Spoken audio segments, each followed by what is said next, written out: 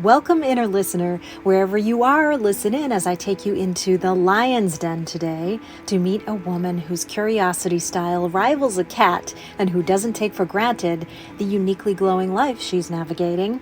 Her name is Ande Lyons, and I've no doubt you will walk out of this podcast today in fearless walk with yourself and with your claws out for one purpose: to grab onto any ambition you may believe you've lost. Stay tuned for a dynamic connection and feel it in your bones experience with Ande Lyons. You either walk inside your story and own it, or you stand outside your story and hustle for your worthiness. You've hit a stage of life where you have quite a bit behind you in terms of your career, your contribution. You've been the person who holds a high level of competence in whatever it is you've been doing for the last 20, maybe 30 years. And now you're at a transition point. Maybe it's due to circumstances beyond your control. Maybe your company let you go, or you chose to let go to start on a venture to feed your soul. Wherever you land, as you get older, I know because I'm of the older generation now, you look at yourself and suddenly you start to feel what used to be the societal messages you could ignore, which is to feel invisible, to feel as if where you stand with life maybe doesn't matter to other people. You hear it through people's eyes that no longer lock with yours when you're walking down the street, for example. And there are other examples of how we are standing in presence with ourselves throughout the day, feeling as if we have no direction. And those fears of judgment about things we might still be dreaming of doing because of our age. And before you say to yourself, oh, age is just a number, I have really no thoughts about it, I want you to look more deeply within yourself. Not because I want you to find problems that don't exist, but to really look within in the sense that if that's truly how you feel, where does that come from, and how might you help another person? Because let's face it, there are many people right now who are struggling with getting older because they feel discarded, they feel overlooked, and they feel, quite frankly, foolish for wanting to start on any new venture or adventure that might draw sincere and utter criticism from people they do care about. Maybe they fear that criticism because it will disrupt a relationship that they want to stay intact. Many of the fears we have, they often don't come true, but sometimes it's necessary to disrupt what we're used to in order to reach what it is we're yearning for. I'm speaking freely here and remembering times when I hit my 40s, when I realized that certain things I had been thinking about no longer applied, or did they? You see, I may have convinced myself a few times of things that no longer applied because I was getting older. And I fell into the whole trap of thinking that, well, because I'm now getting wrinkles, maybe this just isn't the time to be on camera. There were moments like that, and that may sound egoic and self-centered, and yet it really is a common issue that arrives internally, and maybe you weren't expecting it. Because we've been bombarded by messages about how we're supposed to look, how we're supposed to operate, and yet, at the same time, again, being discarded and maybe made invisible by the very people who are telling us we need to take care of ourselves and cover up the wrinkles. It's a very contradictory message. It can be confusing, and I wanted to bring it here today because I work with people who are in their 40 plus age range, and those on the 50 plus side of things are really struggling right now. They've built careers behind them, some of them, where they have felt a high degree of competence, of worthiness, of high-level contribution that they could feel proud of, only to find themselves in a stage of transition. Maybe they're let go from their company, or some people have volunteered letting go of what was past so that they could start something new. So they've taken the steps of being brave to take that action, but now they feel set back because of these internal fears and worries about how they will be perceived, whether or not they'll be taken seriously. And it seems like a daunting venture because it feels like they have to build all over again.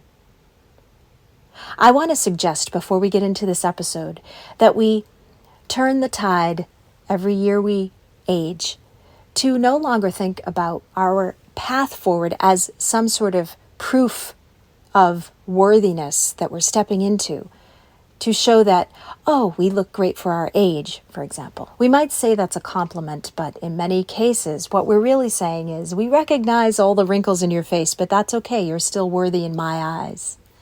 And we want to get away from that kind of inadvertent, condescending language if we want to have more close relationships and be more connected and standing in our truth with our relationships, with where we are actually at. So, with all of that, what does it really mean to live in refined resilience as you age? Today's guest, I'm excited to introduce you to. I couldn't think of a better person to speak on this topic about where you can find yourself in still and standing regulation, respect, and resilience with where you are dreaming of going.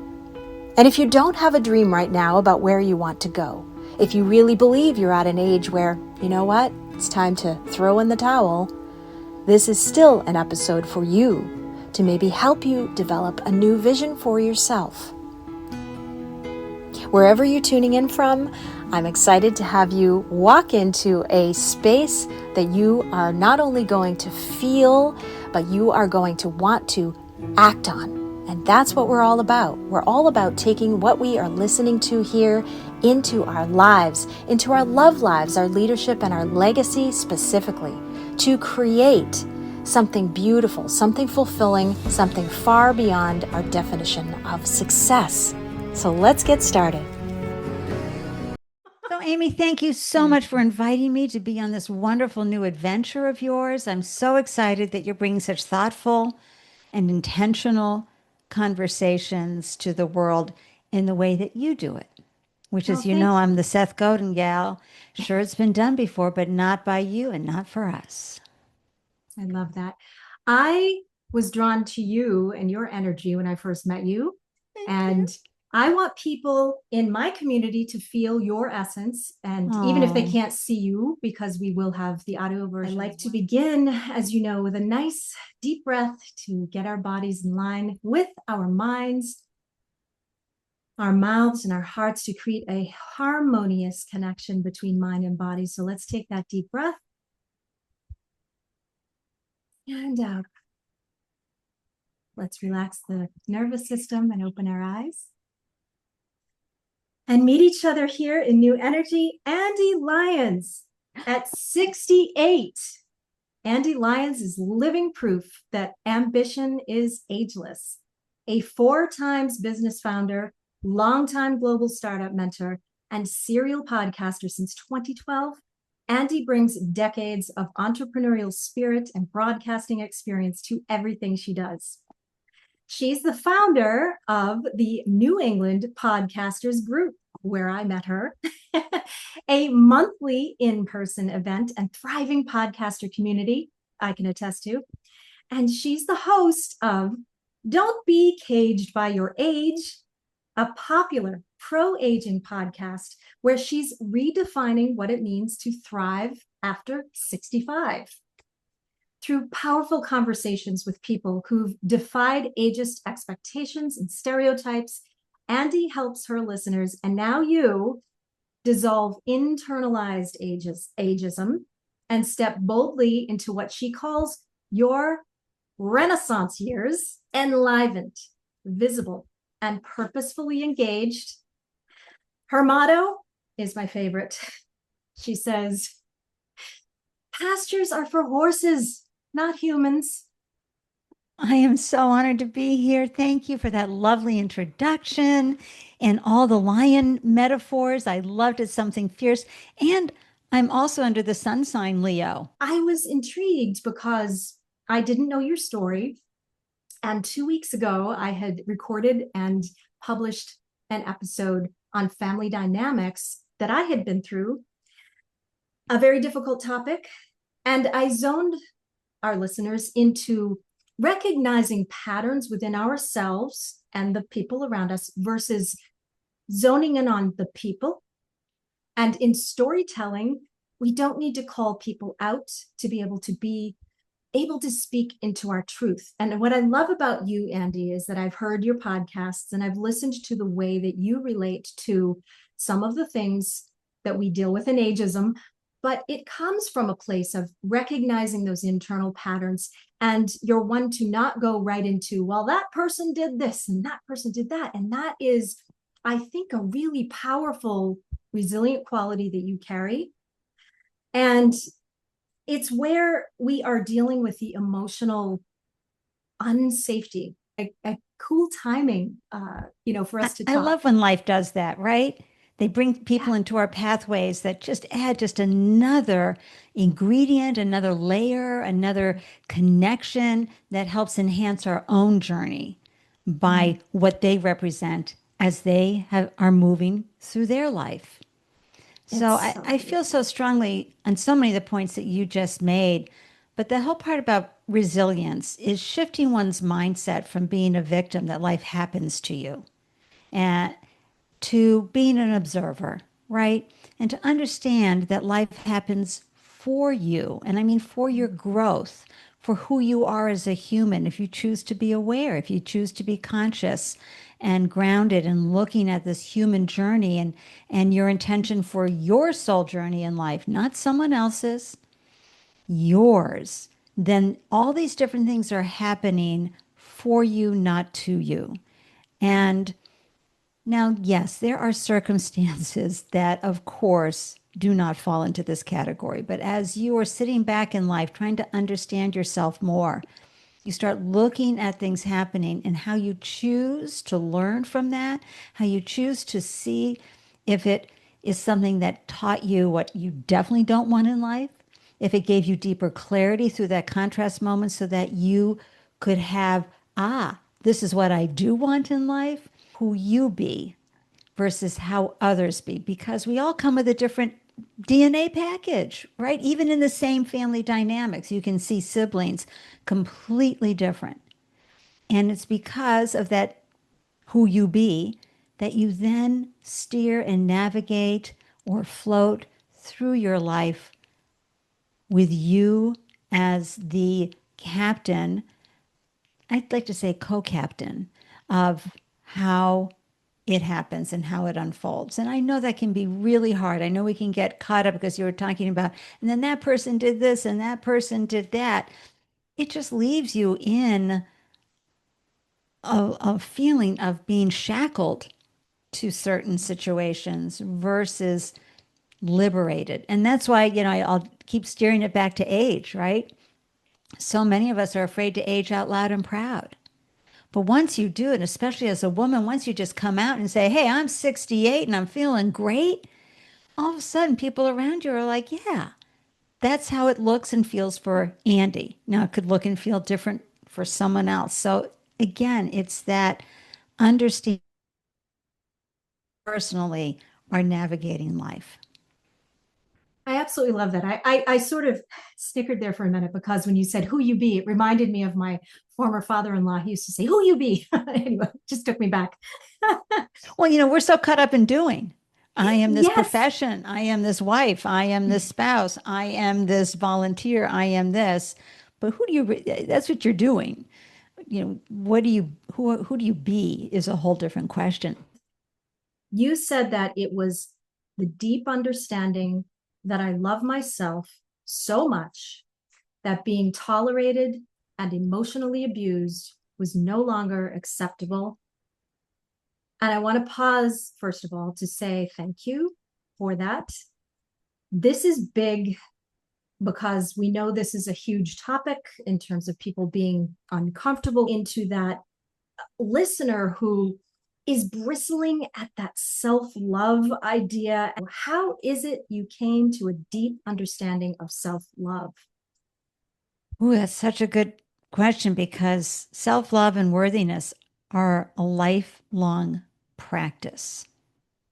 And many listeners may have heard this before, and folks have heard this before, but you teach people how to treat you, right?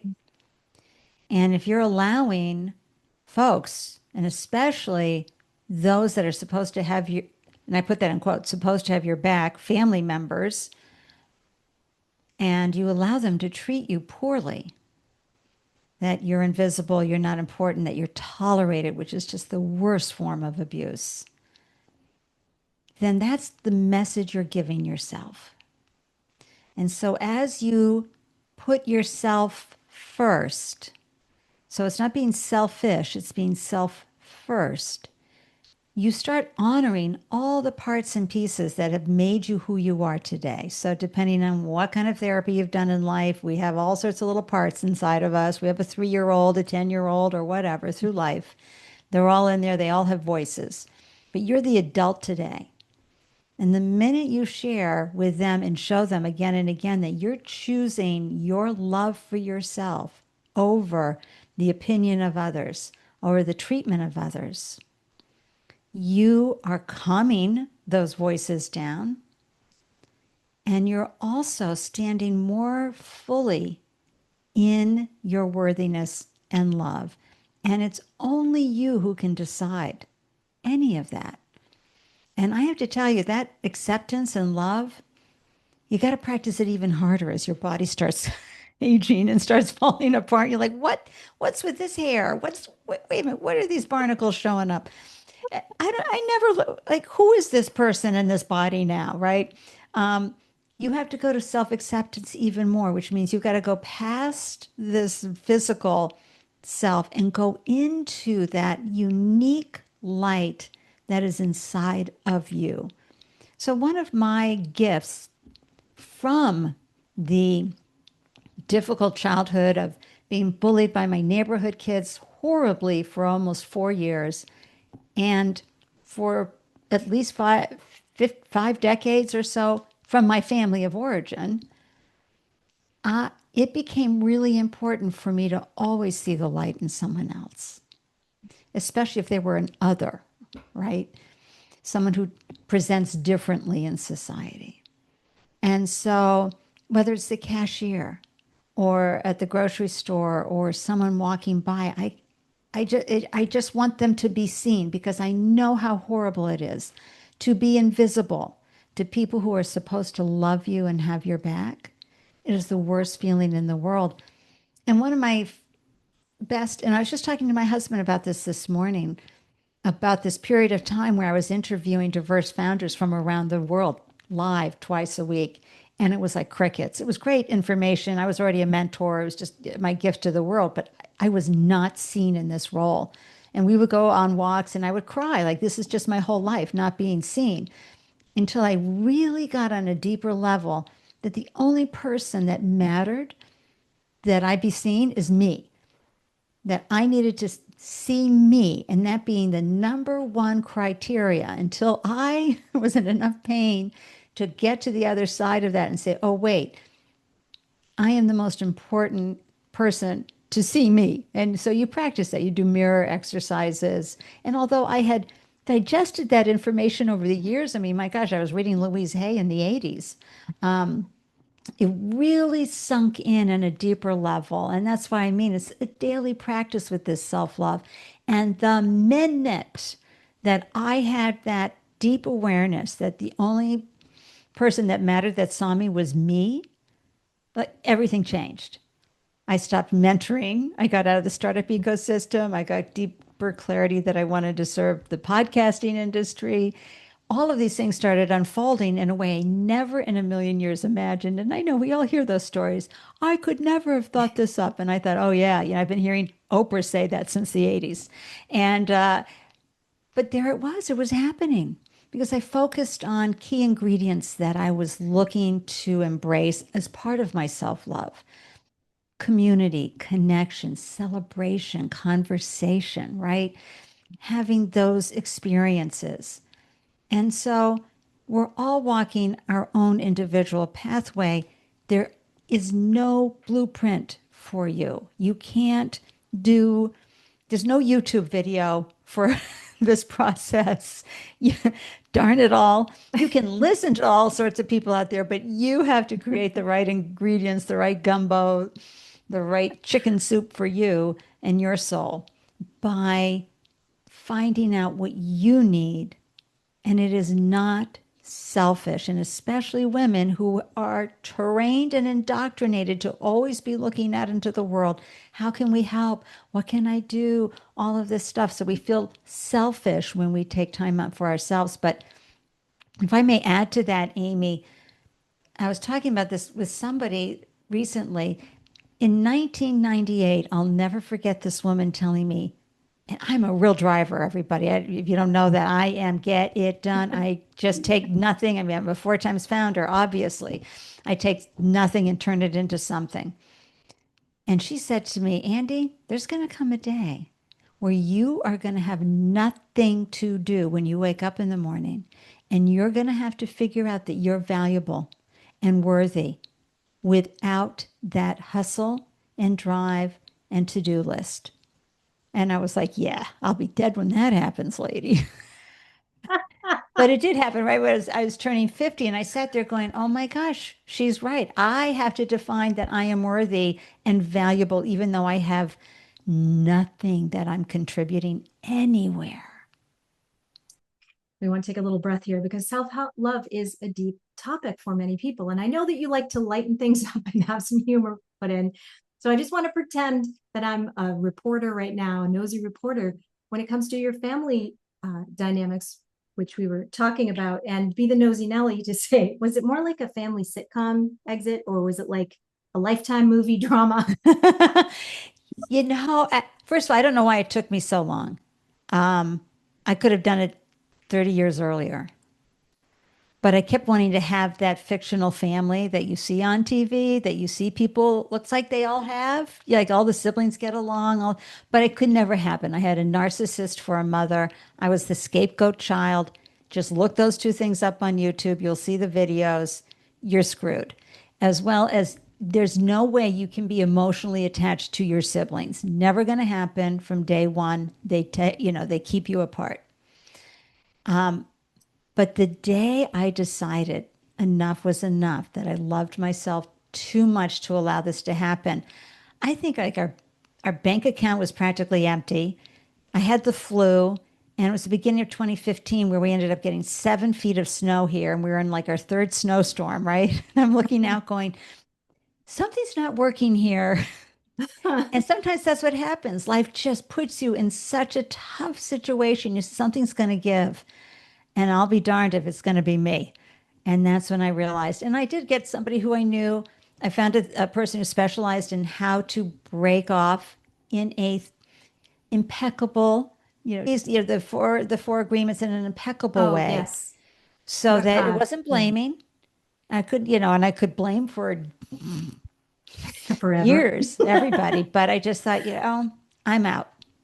And so I worked with a therapist to come up with the right way to also cut the cords for me with the family, practice forgiveness of myself that I couldn't tolerate this anymore, and as well as forgiveness of them for their role in my life.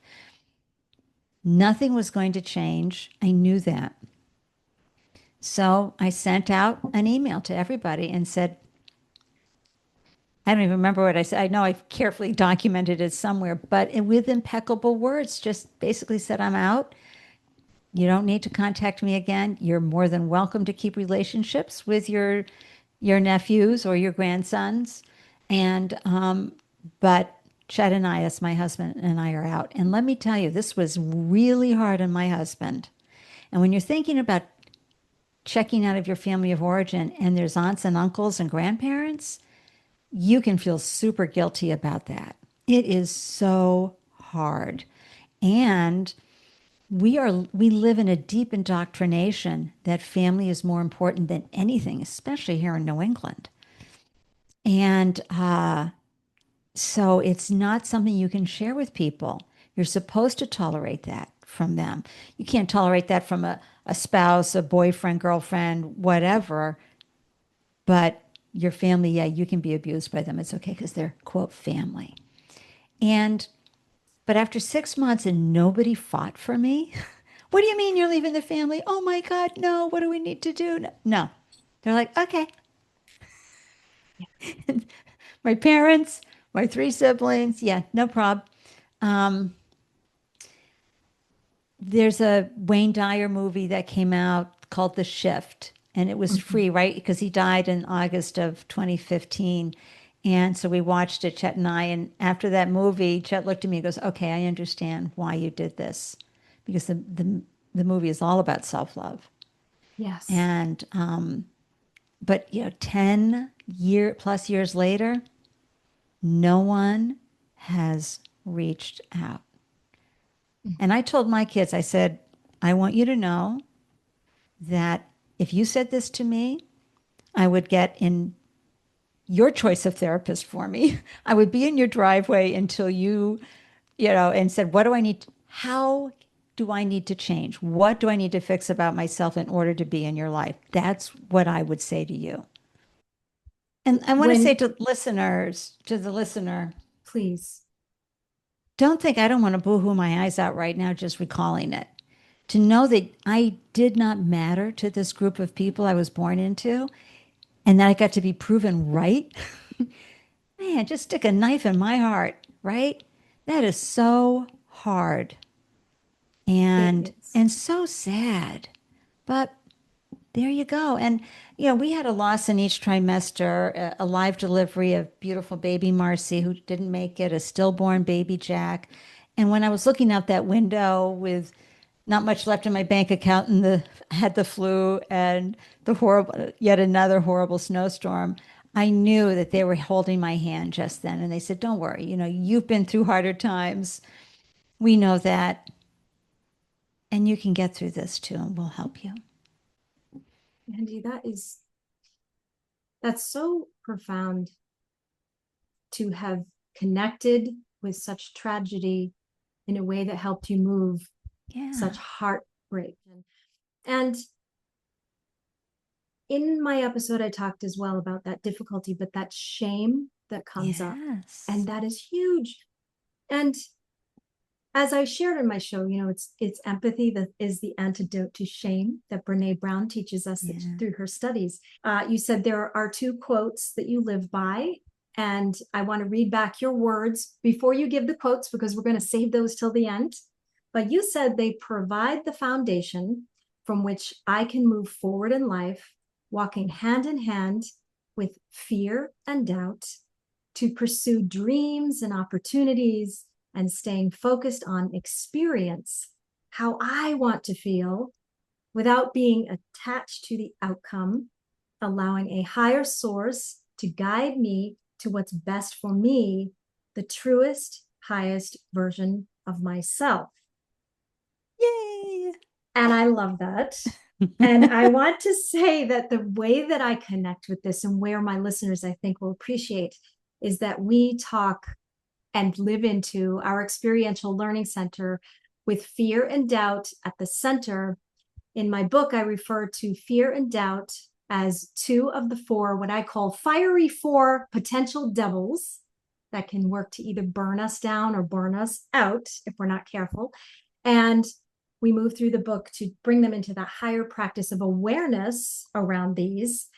And so I would love for you to help us envision outside of what you just shared with what that looks like when you're walking hand in hand in the day Yeah. with fear and doubt staring you in the face because it comes back. Hello, Oh, it's another scene. It's new another level, day. new devil is why we always say, because there you Love it. go. As you go deeper and peel back those layers, you got more new fear and doubts that are going to come up. More But flames to kick you in the butt. Yes. So, what does that look like for you in a day, just with fear and doubt, holding the hands of fear and oh doubt? yeah. Okay. So here's my favorite analogy. When you go to make a chocolate cake or whatever flavor cake that you love, there's an ingredient in there that tastes terrible called baking soda, right? You're not going to eat that alone, but you got to put it in for a successful outcome of that delicious cake. You got to throw it in, you got to blend it in, you got to do all the things. That's what fear and doubt are. They're going to taste terrible. They're going to be coming in with all these little voices of all the terrible things that could happen. I could become homeless. I could lose it all. Well, let me tell you, if you've been, once you've been homeless, you don't have to worry about that anymore. You've been there, you figured it out, you got through it. Lost all your money. Yep, done that. It's amazing. Sometimes when you have the real life experiences happen to you, how more resilient you become because you know that nobody can take away from you what's between your ears, your brain, and your heart. So by walking with fear and doubt, and let me tell you, just starting New England Podcasters Group, I love telling this story because I want others to know that we all have the very real human fears. They're absolutely natural. So if you ever held a party and no one showed up, it's a terrible feeling. And I thought about that at an in-person event for New England podcasters. I thought, well, how do I shore that up? Oh, I'll have a featured speaker, so at least it'll be me and that person. And I knew Lou Bortone and I knew Angel Hartman, so I said, okay, Hartwell, so let's come on. So I knew I had that, but easily could have just been the three of us hanging out. Fear and doubt are definitely present, but I hold their hands and just say, thank you for sharing. Tell me everything. Doubt's going to go, oh my God, who do you think you are? Oh, And fear's going to be, no one's going to show up. I know it. It's going to be, you're going to feel so stupid and shamed. And I mean, I go, okay, all right. Those are all very valid feelings. Let's hold hands and do it anyway, because what if it did work out? And if it doesn't, we're going to learn something that we can say, yeah, that's not a fit for us. I can't do it. Or we can say, all right, what do we need to improve? Or, oh my gosh, look at that. 15 people I don't even know showed up, right? And I get to meet new folks.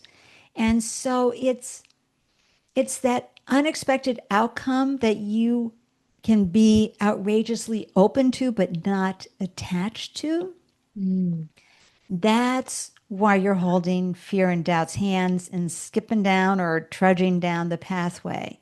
You're doing it anyway. You can call it skited. I'm scared and excited, right? Mm.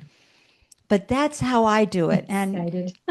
again, I admit I have a DNA package. I'm a like a flotation device. I'll go down to the depths and then of the sea and then pop right back up to the top. Um, but it's also my willingness to understand that life doesn't happen without fear and doubt. Mhm. It's just part of that delicious chocolate cake that you're making that you want to have and eat. And by framing it like that and expecting them to be there and honoring them for being there, the thank you for sharing, but also honoring the fact that you, the adult woman or man in life, are in charge, it can really help. And the I more you do love, it, the better you get at it.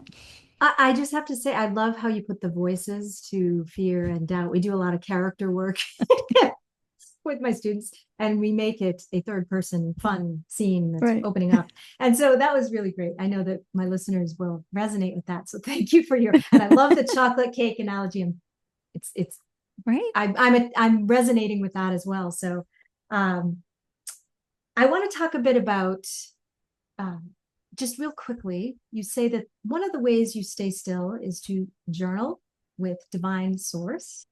When it comes to, well, women, men, doesn't matter. When you start to hit your 40s, okay, and you're starting to feel that invisibility, there's also that side of people that talk about how their voices start to feel a little different. They're either more sassy or they're softer.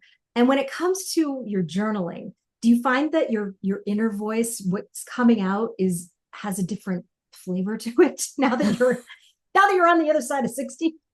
Wow. I didn't really think about that. Um, as because I did the artist way The Artist's Way, gosh, when did it come out? Late 80s, early 90s. Yeah. And so that's when I learned about my morning pages, and they're just so important to me every morning. Doesn't mean I'll ever read them again, but it's a conversation. But I have to admit, I really haven't thought about that too much because I've always been in gratitude. Gratitude is the number one theme of my journaling and morning pages because no matter what, we can always find something we're grateful for. It could be just that delicious cup of coffee or Mm. that you're awake. Yes. But I think the theme for me personally is, and it's so interesting. Part of the ageist language out there is that you're only going to have fun and be happy if you're young, right? Mm. Whether that's as a kid, and God, who's got a fun childhood? I'd like to know who they are. Mm. And and then the 20s, are you kidding? The 30s, what? And so as you age, all of a sudden things start to can really fall into place. And especially for women, you get past that 55 mark and you're no longer responsible for most of the things you've been responsible for your whole life. It really is about how you want to feel and how you want to be, which is why with Don't Be Caged by Your Age, I really focus on dissolving those indoctrinated beliefs that we consciously or unconsciously have taken on about who we're supposed to be after a certain age. Who you Be- be? yeah, who you be? Because it's so darn exciting. And the Mm. people I interview in their 70s and 80s Yeah. are, it's so darn exciting. And so as I journal, now I'm going to sit down with my journal tomorrow morning and go, how has my voice changed over the years? What am I? I think probably I might have in my 40s been journaling more about the kids, life, all the things that we were trying to navigate. Whereas now it's more thoughtful and intentional about me Mm. and how I can serve the world. But more importantly, how can divine source come through me and be out into the world in this unique and delicious way? And but boy, I'm gonna have a great conversation in my journal tomorrow morning. I was on a show with Amy, and she was asking me if my voice has changed over the last. What are your thoughts? I love it. I love it. I can't wait to hear what you discover. I love that you are so open with our listeners because we appreciate people who can come to the table with this kind of inner talk. And you are open to aha moments, which you just had with yourself. And I encourage my listeners to do all the time. And you have done that for us today. Thank you. That you said in your pre-show preparation, every challenge contains the seeds of opportunity. Often this is very difficult for people to hear because it tends to sound cliche. And I want to ask you if there's ever been a time when you wanted to light a match to that phrase, only to later find out it was actually true. Where do I begin? I have so many. I'm almost 69. I get so many times. There's the time when I was applying to grad school and they told me not once but twice, we don't accept students with GMAT scores this low. The times that losing the babies, 7 years of being pregnant for my two successful outcomes. The times where we had a .com and we lost everything. We were down and out in Beverly Hills, literally. Those were really tough times, especially for my relationship with my darling man. And when our .com failed and we lost all our money, you've got to go to a different level of trust and faith. And when I say the seeds are there, even though I was like, what the? Because you can get into a lot of self blame and shame. I should never have taken that risk. I should never have done that. You could have been driving down the road and been hit by a bus. That's just not your fault, right? The things that we see happen to people, you have to be able to then be the curious observer and say, yes, but. And I can tell you, it was a little bit more 2020 or 40-40. Looking back, as hard as some of those things were, they did teach us some things that we are absolutely using today. Mm. And to get through more difficult times, because they don't stop as much as we'd love to think that if you are pursuing some kind of life, if you're not just staying in your little box, you are going to get confronted with things in the art of pursuing dreams. And so my wish is that our sons, which is now that they're in their 20s, we can see, and they're adulting, we can see that they're putting to use what they saw us have happen to us, which was okay. So we almost lost the house, or we did lose one house. We had to go and rent for a few years, all these different things. But see how mom and dad figured that out. See how they were still able to stay on purpose for their truest, fullest expression of who they are, to find their dreams. I mean, what my husband has pulled off since he turned 65 is remarkable. So don't anybody tell you that you can't not only recoup your losses, but make more money than you ever thought than you ever did your entire life. That's my husband after the age of 65. He's about to turn 74. So don't count Oh, yourself out. But it's those being able to walk with confidence and courage in spite of the evidence showing you, what the F are you doing now? Right. And of course, everybody watching you, mm. biting nails and train wreck and everything. It's it's because there's no way we wanted to get to the end of our life, whenever that expiration date is, and have any regrets. It's one thing to Yes. say, maybe I shouldn't have tried that. Okay. But to have not tried something, that's a horrible, horrible thing. And anybody who works in an ICU will tell you the number one thing they hear is, I wish I had tried. I wish I had done. Chen and I are not going to have that statement when we're done. Oh, I love it.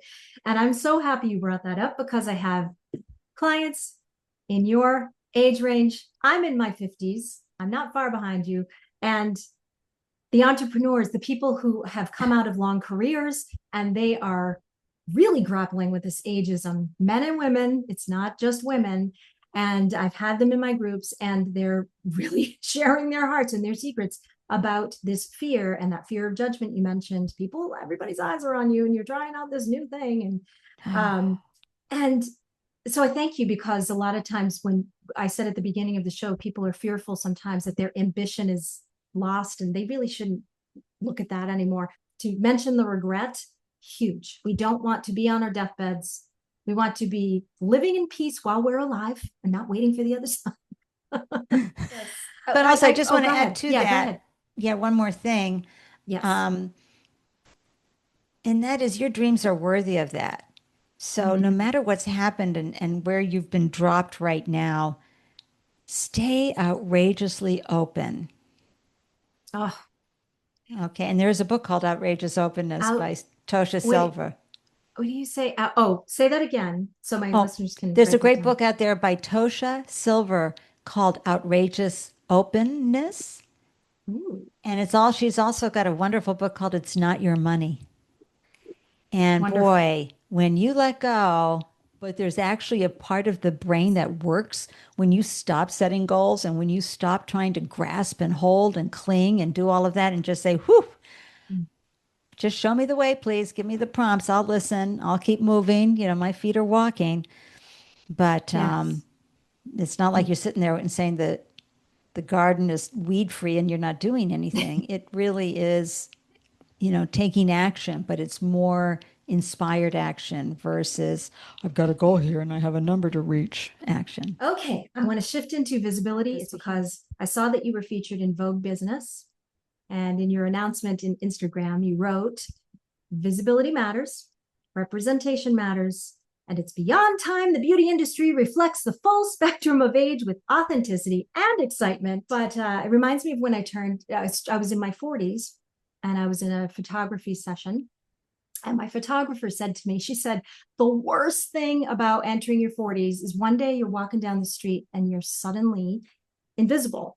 And I felt it, Andy. I can tell you, I was like sitting there having my makeup done for this photo shoot, and I felt it. So many people, including those listeners today, who feel this way. Do you have any Andy-licious advice? Well, what's causing the feeling of being invisible? So the photographer is saying the worst part of turning 40, she's walking down the street and she's invisible. She's not feeling like, What? So that speaks to you're only valuable if you're young. You're only beautiful if you're under 40. Is there's so, and especially for women, there's so much ageism indoctrinated into everything and baked in right there. And heaven forbid if you turn old. Now you just stop it. I interviewed a woman who wrote a book called Help, We Can't Stop Aging. It's so funny. But here's the That's scoop. wonderful. And one of my favorite shorts that I've shared is Andy McDowell talking about when she was being interviewed by this Italian journalist. And the woman said, "So how does it feel to have lost your beauty?" And so first Andy said was like, "Say what?" She thought maybe she missed something in the interpretation. Oh, And wow. so she said, and of course, what is she? Almost 70 now. She's still beautiful. Um, she said, "My beauty doesn't come from my hair, my eyes, my skin, anything. It comes from the light pouring out from my eyes and my smile. That is your beauty." And so on Instagram, there's a wonderful woman photographer, Susie Lang, who Oh, photographs women over 60, and it's women 60 plus on Instagram. Go check out the okay. photos. All the good wrinkles, all the good vibes, all, some with makeup, some with wild outfits, some quietly aging, however it works for them. It's just so important. You tap into who you want to be at this age, but invisible is not one of them. And to me, the best way to dissolve ageism in the workplace, in society, and in your head is make sure you're hanging out in intergenerational relationships. Because I can tell you, it's energy that people glop onto, not how you look. How you make them feel, Maya Angelou, Mm. 110%. It's not what you're doing for them, it's how you're making them feel. And I say this because I held a monthly pitch event for 3 years in Boston for startup founders. Who were my biggest fans? The under 30 crowd. I was like, I have a Bill Blass blazer that's older than probably your parents. I have shoes older than you and your parents. I could be your grandmother. Um, Being in these relationships, what you do is they get to see you vibrant, being, thinking, bringing your wisdom of your lived decades of experience because you've been through it all. Many of them are just entering the stages of yikes. This is life, adulting. And so they haven't had the seasoned, oh, you can get through that. Here's how, or that. You're in these intergenerational relationships and situations so they can see, oh, well, she's 68. Look what she's doing. She's really one of us because she's got a voice. She's got something to say. She's, doing her thing. You're dissolving an ageist mentality by being there as just one of them. And that's what we don't like to terribly break down into generations, but you're with 50-year-olds, 40-year-olds, 30-year-olds, 20-year-olds, and you're all realizing that you're a community and that what is the age? Maybe some wisdom, but at the end of the day, it's a bunch of people being together. Yes. So I feel so strongly about that. And so to get back to being invisible, which, sometimes you need to step back and certainly be invisible, but for being visible, it just cannot be about the outer shell. And look, I am about accessorizing. I wear bright colors. That's just part of that Leo nature, right? And baubles on my fingers and all the things. But at the end of the day, it's what's coming out of my eyes and my heart and in my smile. And with anybody, in their 20s, 30s, 40s, 50s, 60s, 70s, 80s, 90s, that's where it's at. That's how you stay visible. I And love it. and we're taught to put the walls up. And I'm sure you're working with many people who have carefully constructed what they share with the outer world. Yes, at most 100%. 100%. And as we're talking, I want people to know I do have a filter on. Oh, But me too. I'm also, it's like you get to a point, I'm like, look, I know what I look like out in public too. I have wrinkles, it's okay. But it's fun to be on stage sometimes and have the lights, Oh yeah, and the you know, barnacles and and the the barnacles and brown spots. I'm putting on my spackle, as I tell my husband. Oh my I put gosh, on this, you know, hey, um, listen, Andy, we're getting close to the hour mark. I want to make sure I put the curiosity moment in here because As I said earlier, their curiosity works into the programs that we do here. And I often turn to the Einstein quote, where he says that success comes from curiosity, concentration, self-criticism, and perseverance. And so, do you recall you were on a fellow member show? What one of your favorite things to do is that brings out your curiosity? Do you remember what you said? Heck no. I mean, I'm lucky I even remember my name. And that's not because, and just so everybody knows, when you get older, you have so much information in your brain. It's, we call it the Library of Congress at this age. I'd have to go sift through, or as I like to say, could you refresh my browser, please? Oh, I love that. I love that. See, we're not just having senile moments. We just have a lot in there. It's, oh, yeah, So yeah, yeah, yeah. sometimes we can't filter it out, especially when we're creating things because there's always more and more and more. You said you love to walk into a room of Oh, strangers. absolutely my favorite thing. Okay, listener, that's fearful of going into rooms. This is why I brought this up because Andy's golden ticket here is the curiosity piece. And you talked about that in that show. So I Yes, wanted yes. you to just Now, quickly share that. I may get uptight getting to the place. Where am I going to park? Where's the door? Where's everything? But once I get all that anxiety out of the way, and yes, I live with anxiety. Um, Once I get in the room, I like to do a little exercise, a little energy exercise with the room. But mostly I'm like, who am I going to meet? Who are these people? And then I don't ask them, hey, what's going on? You know, or what do you do? I go, what's lighting you up lately? And of course, that can be like, nothing's lighting me up, my moose. You know, they can come back with that. I mean, but I want to find out what's sparking you. Why are you here? Mm. What's making your heart sing? I mean, that's a lot of times I ask, what makes your heart sing? And for Well, some people, it's a question they go home and sit with. What I does think make you my heart asked me sing? that. I think you asked me that. I feel like that was the question you asked me. And that's why I say I was right tuned in to your curiosity because I knew you were genuine and you were asking different questions and you were there not about, like, all right, who's that person and why am I gonna, What's the run name of over your there? podcast? You And know, can I or have your business card or whatever? I don't know. It's awkward. We've all been there. But I just love that because this is important for my community to remember that curiosity can lead us into all kinds of opportunities. And it led me into really feeling your essence and learning more about myself through what you've taught in just the couple times I've been there. yeah, and also my So, brain works in a certain way, and that's why I love jigsaw puzzles. But my brain loves to see patterns. So if mm, I'm talking to someone and I just talk to someone else where I thought my pattern brain goes, ooh, they need to meet, I make it happen. And then I move on. I'm like a butterfly pollinating, or oh, the bee pollinating. But, I love you know, that. my brain goes, oh, and they could have, right, that Yeah. sort of connector experience and flit around and get to know folks. And it's my favorite thing. And there's this woman on TikTok I love watching because she talks about the signals that we give off to people physically that help them feel safer with us. And the open palm of a wave can be just that one thing. Hi, I'm Andy, or hi. Mm. And she says that signals the brain that they are safe with you. I did that naturally, so it was great to get validated by that. But she has a lot of other great techniques for people who are introverts, who are going into a room Mm. and going, yeah, I could be, I'm going to go to the bathroom now. Yeah.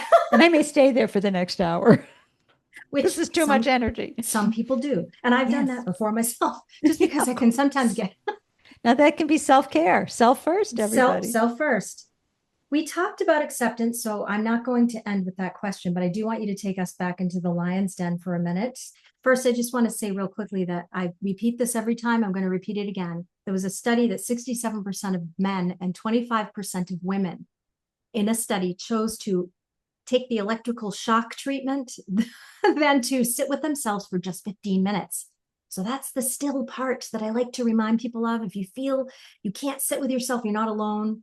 And so that's why we tune into getting back to ourselves, but we're not alone if it's difficult. But getting back to your signature's quote, I want you to leave people with. Well, we have the Lion's Den family quote, our motto, and it's from Nelson Mandela. And it is, quote, may your choices reflect your hopes, not your fears. And for us, that's so important. It's a filter. Is this a decision we're making based on fear or hope? And be curious about it. And then my all-time favorite for how I move through the world is from Wayne Dyer. And I'd say put it up in a couple places in your home. And the quote goes, you are always a valuable, worthwhile human being, not because someone says so, not because you're successful, not because you're talented, and not because you make a lot of money, but because you decide to believe it, and for no other reason. These are the quotes I use to walk through and pursue dreams and stay open for the magic to happen. That is beautiful. Thank you. Where can people find you? Well, you can find me on LinkedIn, Ande Lyons, Andelyons. You can tune into my podcast, Don't Be Caged by Your Age, wherever you tune into podcasts, or visit the website, don'tbecagedbyyourage.com. If you're thinking podcasting might be a good fit for you, I'm opening up an online community for those who aren't from New England, because we are rooted, our community, in New England, but we're open to all. But if you'd like some in-person hugs and you're within the 6 states of New England are willing to make that drive, we meet every second Saturday of the month, newenglandpodcasters.group. And I will tell you this again and again, there's nothing better for you than to meet in person with folks and hug in real life. And also, ambition is ageless, everybody. You can be Yes. ambitious until your last breath. Don't ever let somebody shut you down. There are opportunities. You just have to listen to Don't Be Caged by Your Age to hear how people are fueling their passion, their purpose, and their pocketbook. Gotta love that. On that note, hands to heart, as we always do. Together, let's take that last deep breath in. And go back out into the world, centered and still and standing in all our confidence and courage, our idea of refined resilience beyond that which did not kill us. Thank you so much, Amy. Thank you, Amy, for having me. It was such an honor. It's Amy McCann. Thank you for tuning in to episode 11 of Still and Standing and my first guest, Ande Lyons. Got any thoughts? Let us know, because that's how we grow. See you next time on Still and Standing.